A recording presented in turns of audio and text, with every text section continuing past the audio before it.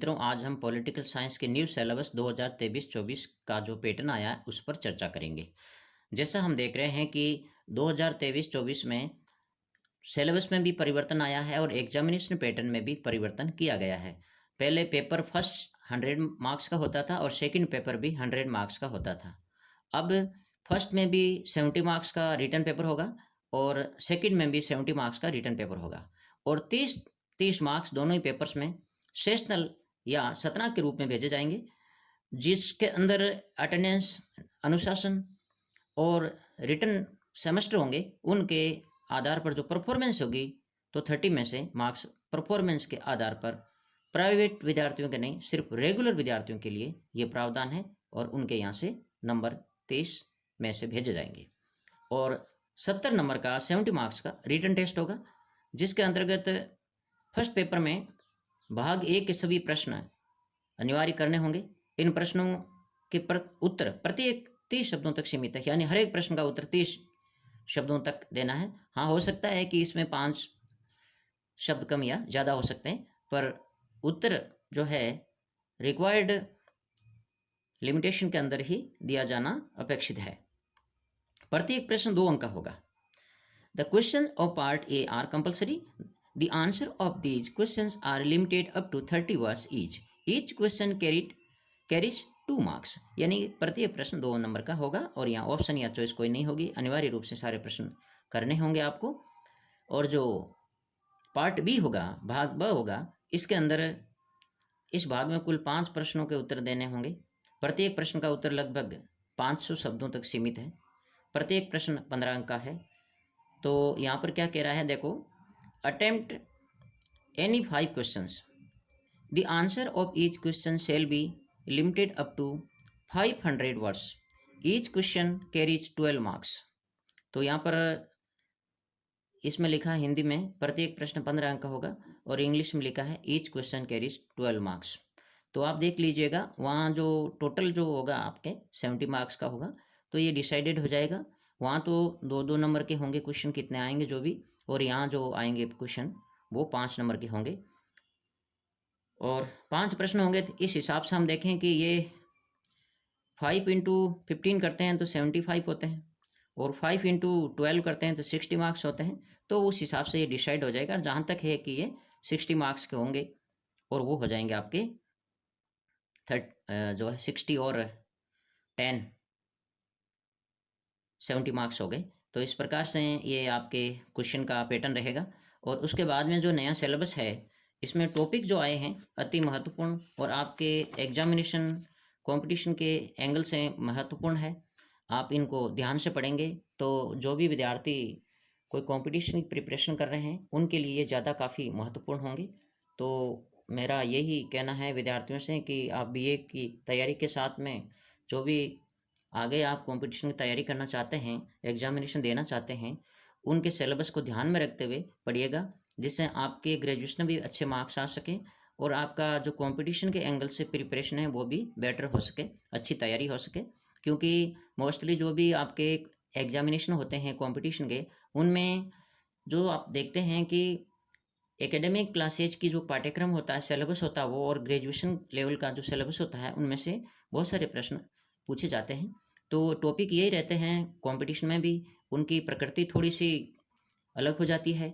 इसी प्रकार से जो आपके बीए फर्स्ट ईयर के अंदर जो सिलेबस है, इसके अंदर पेपर जो फर्स्ट है, इसमें आपके काफ़ी कुछ ऐसे टॉपिक्स हैं जो कि कई एग्जामों की एग्जाम जो एंगल से इम्पोर्टेंट है। तो हम देखते हैं इसके अंदर क्या रहेगा, सिलेबस क्या रहेगा, कोर्स कंटेंट्स क्या है। तो सबसे पहले आप इंग्लिश मीडियम में ये लिखा हुआ है, इंग्लिश लैंग्वेज में लिखा हुआ है, तो आप हिंदी और इंग्लिश दोनों में देख लीजिए, ताकि इंग्लिश मीडियम के जो स्टूडेंट्स हैं उनको भी समझ में आ जाए, हिंदी मीडियम के स्टूडेंट्स को भी समझ में आ जाए। सबसे पहले यूनिट फर्स्ट है।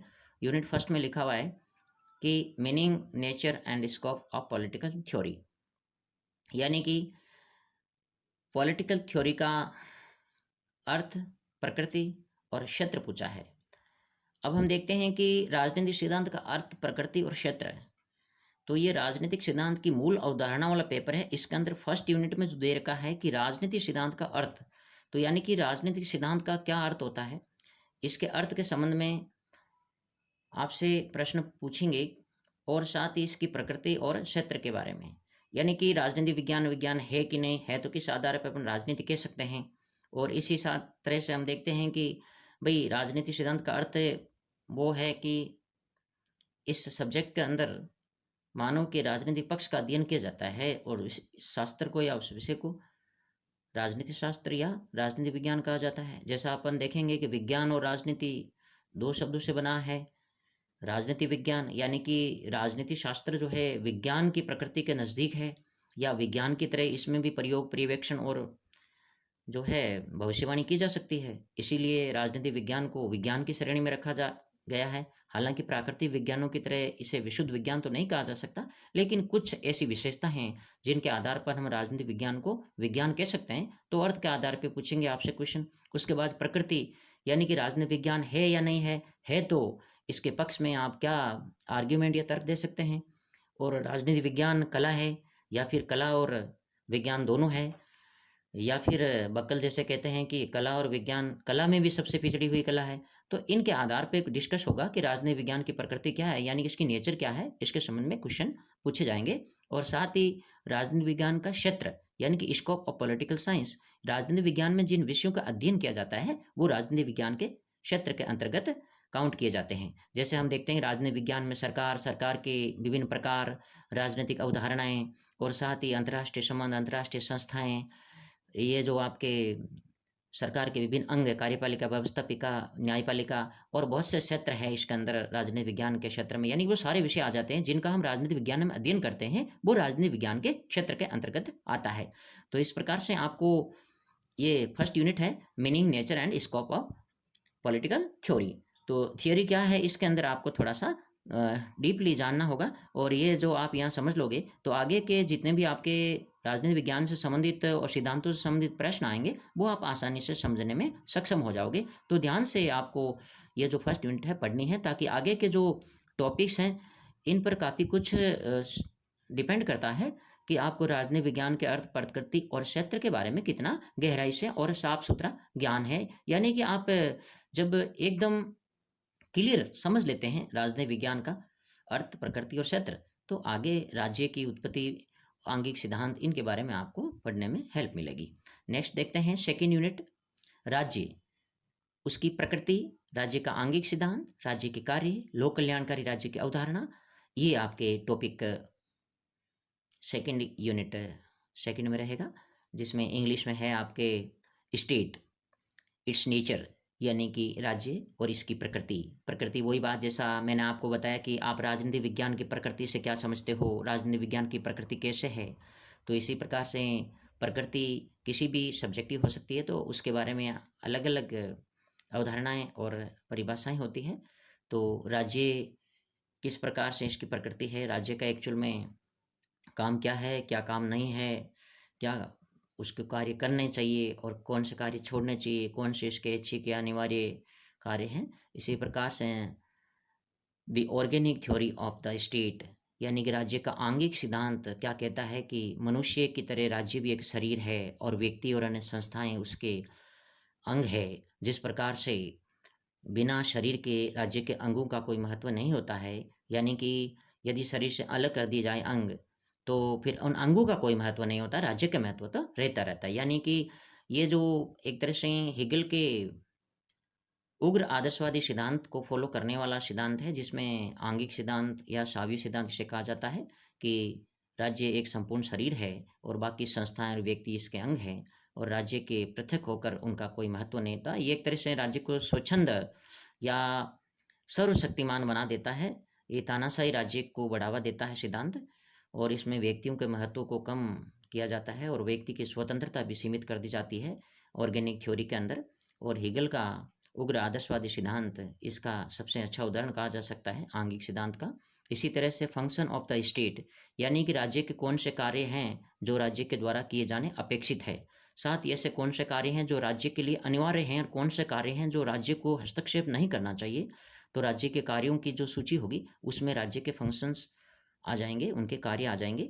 इसमें अलग अलग विद्वानों ने राज्य के कार्यों को अलग अलग बताया है। कई विद्वानों ने राज्य की उपस्थिति ही खराब मानी है और व्यक्तियों के शोषण या व्यक्तियों के अधिकारों का एक व्यवधान माना है और बहुत सारे विद्वान राज्य को अनिवार्य तत्व मानता है। तो हम देखते हैं कि the concept of welfare state, तो यहाँ पर ये कह रहे हैं कि एक लोक कल्याण के राज्य का जो कॉन्सेप्ट है या इसकी अवधारणा है वो क्या है। लोक कल्याणकारी राज्य से ऐसे राज्य से हम अभिप्राय या अर्थ लगा सकते हैं जो लोगों के कल्याण के लिए काम करता है। वैसे हम देखें कि आंगिक सिद्धांत वाला जो थ्योरी है, आंगिक थ्योरी, तो इसमें भी राज्य को एक लोक कल्याणकारी मानते हैं और इसीलिए राज्य को बहुत ज़्यादा अधिकार देना चाहते हैं। लेकिन जो कल्याणकारी राज्य होता है, महत्वपूर्ण जो लोक कल्याण की दृष्टि से कार्य होते हैं उनको संपन्न किया जाना राज्य से अपेक्षित होते हैं। जैसा हम आज देखते हैं, वर्तमान में लोकतांत्रिक सरकारें ही सबसे अच्छी मानी जाती है और हर एक राज्य अपने आप को लोक कल्याणकारी या वेलफेयर स्टेट की कैटेगरी में रखना चाहता है। तो लोक कल्याणकारी राज्य वही होगा जो लोगों के कल्याण के लिए काम करेगा और मुख्यतः जन आधारित या जन हितैषी राज्य होगा। इसमें भी बहुत से कॉन्सेप्ट हैं। लोक कल्याणकारी राज्य के कौन से अनिवार्य कार्य हो सकते हैं, कौन से ऐच्छिक हो सकते हैं, कौन से कार्य करना जरूरी है और राज्य के कार्य की प्रकृति के संबंध में प्रश्न पूछे जाएंगे। और यूनिट थर्ड जो होगी आपकी, इसमें है द कॉन्सेप्ट ऑफ सॉवरेंटी, यानी कि सॉवरेंटी का कॉन्सेप्ट है इसके अंदर संप्रभुता का। संप्रभुता मतलब किसे कहते हैं, राज्य की सर्वोच्च शक्ति को संप्रभुता कहते हैं या सुप्रीम पावर होती है। और संप्रभुता में कौन से तत्व आवश्यक होते हैं या एक राज्य में संप्रभुता का क्या महत्व होता है। जैसे हम देखते हैं राज्य के 4 तत्व होते हैं जिसमें भूभाग, जनसंख्या, सरकार और संप्रभुता, जिसे राज्य की आत्मा या सोल ऑफ स्टेट कहा जाता है। ये संप्रभुता क्या है और एक संप्रभु राज्य किसे कहा जा सकता है और संप्रभुता को सीमित किया जा सकता है क्या, या संप्रभुता को विभाजित किया जा सकता है क्या। अंतर्राष्ट्रीय संस्थाएं जो जैसे यूएनओ है, ये किसी राष्ट्र की संप्रभुता पे इनका क्या प्रभाव पड़ता है, इनके बारे में चर्चा होगी। It's essential elements and types, संप्रभुता के आवश्यक तत्व कौन से होते हैं, इनके प्रकार क्या होते हैं और संप्रभुता कितने तरह की होती है, इनके संबंध में पूछेंगे। और जैसा कि हम देखते हैं राजनीति विज्ञान में John Austen's theory of John Austen's of sovereignty, तो ऑस्टिन्स ने जो सॉवरेंटी या संप्रभुता के संबंध में जो थ्योरी दी है, इसका महत्व है। जॉन ऑस्टिन्स के द्वारा दी गई संप्रभुता की थ्योरी क्या है, इसके क्या लक्षण हैं, क्या विशेषताएं हैं, इसके संबंध में प्रश्न पूछे जाएंगे। आपकी यूनिट 4 रहेगी जिसका है basic concepts, power, authority, political culture, यानी कि इसके अंदर आपके जो आधारभूत अवधारणाएं हैं इनके संबंध में शक्ति, सत्ता और राजनीतिक संस्कृति के बारे में प्रश्न आएंगे कि शक्ति क्या है, यानी कि पावर क्या है, पावर का कॉन्सेप्ट क्या है, और सत्ता क्या है, और सत्ता से शक्ति किस प्रकार मिलती है, सत्ता और शक्ति में क्या अंतर है, सत्ता की प्राप्ति के लिए किस प्रकार शक्ति महत्वपूर्ण है और सत्ता प्राप्त होने के बाद में किस प्रकार शक्ति प्राप्त की जा सकती है, और सत्ता किस प्रकार की होती है, इनके क्या प्रकार होते हैं, और शक्ति प्राप्त करने के क्या सोर्स होते हैं, और साथ ही ऑथोरिटी यानी कि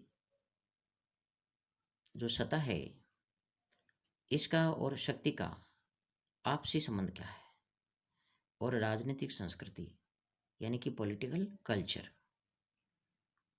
पॉलिटिकल कल्चर एक राजनीतिक विज्ञान की नवीन अवधारणा है और राजनीतिक संस्कृति या पॉलिटिकल कल्चर किसे कहते हैं, ये सामान्य राजनीति से और सामान्य राजनीति संस्कृति से राजनीतिक संस्कृति किस प्रकार भिन्न होती है, इनमें क्या अंतर होता है, इस प्रकार के प्रश्न आपसे यूनिट 4 में पूछे जाएंगे।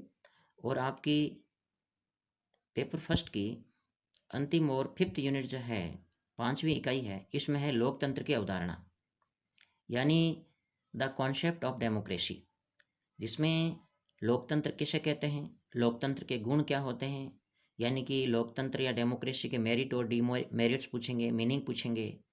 और मोंटेस्क्यू ने जो अपनी थ्योरी दी है सेपरेशन ऑफ पावर्स यानी शक्तियों का पृथक्करण का सिद्धांत मोंटेस्क्यू ने जो दिया है वो क्या है, और मोंटेस्क्यू की क्या इसमें गलतफहमी रही है जिसके कारण उन्होंने शक्तियों के पृथक्करण को महत्वपूर्ण माना है और शक्तियों के पृथक्करण से एक अच्छे शासन की स्थापना के लिए इन्होंने कुछ तर्क दिए हैं।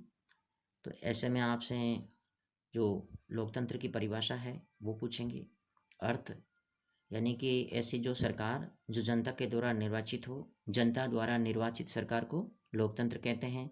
और भी लोकतंत्र के संबंध में दूसरे विद्वानों ने जो परिभाषाएं और डेफिनेशंस दी है उनकी व्याख्या करनी है। प्रश्न आता है तो एक आध जो अच्छे ऑथर हैं, फेमस लेखक हैं, उनकी परिभाषा भी आपको इंगित करनी चाहिए। बड़े प्रश्न के उत्तर में बड़ा जो उत्तर लिखना होता है उसमें एक दो अच्छे विद्वानों की अच्छी परिभाषाएं, प्रसिद्ध विद्वानों की लिखनी अपेक्षित होती है। तो लोकतांत्रिक सरकार क्या होती है? लोकतंत्र वे सरकार जो जनता द्वारा निर्वाचित होती है उसको लोकतंत्र कहते हैं। लोकतंत्र के बहुत सारे गुण हैं और लोकतंत्र में कमियां या दोष भी हैं। अब लोकतंत्र के गुण क्या है? यदि आप गुणों की एक लंबी लिस्ट तैयार कर लेते हैं तो हर गुण के पीछे कहीं न कहीं उसका दूसरा पक्ष भी निहित रहता है। तो गुणों की लिस्ट से ही आप उनके दोषों को भी इंगित कर सकते हैं, क्योंकि हर पहलू जो है दोनों एंगल से इम्पोर्टेंट होता है। उसके नकारात्मक और सकारात्मक दोनों ही पहलू होते हैं, या दोनों दृष्टिकोण से अपन उसकी व्याख्या कर सकते हैं। एक की में ही अपन गुण बता सकते हैं, उसको ही हम दूसरे एंगल से देखें तो वो दोषों के अंदर काउंट किया जा सकता है। तो उसके बाद में मोंटेस्क्यू का शक्ति पृथक्करण सिद्धांत है, इस पर प्रश्न आता है और इसकी आप विशेषताएं और इसका औचित्य या इसकी कमियां या इसकी आलोचना से संबंधित प्रश्न पूछे जा सकते हैं। तो इस प्रकार से आपका पेपर फर्स्ट ये रहेगा, इसका ये सिलेबस रहेगा। आप बहुत अच्छी तरह से सिलेबस को पहले समझें और सिलेबस के टॉपिक्स को समझ लें अच्छे से, और उसके बाद में इनका डिटेल देखें, फिर इनसे संबंधित प्रश्न देखें। और इसमें वेरी शॉर्ट, शॉर्ट और ऐसे टाइप यानी कि अति लघुतरात्मक, लघुतरात्मक और निबंधात्मक प्रकार के प्रश्न जो पूछे जाएंगे, उन प्रश्नों को आपको समझना है कि उन प्रश्नों का संभावित उत्तर हम कितने शब्दों में और किस प्रकार से लिखना है। एक प्रश्न का उत्तर लिखने का पैटर्न होता है, उसको फॉलो करके आपको अच्छे मार्क्स गेन करने के लिए अच्छे से प्रिपरेशन करनी है। अच्छा जो तरीका है अच्छे मार्क्स लाने का वो आपको एडॉप्ट करना है। तो इस वीडियो के अंदर इतना ही। नेक्स्ट जो है सेकंड पेपर की चर्चा हम अगले वीडियो में करेंगे। तब तक के लिए जय हिंद, जय भारत।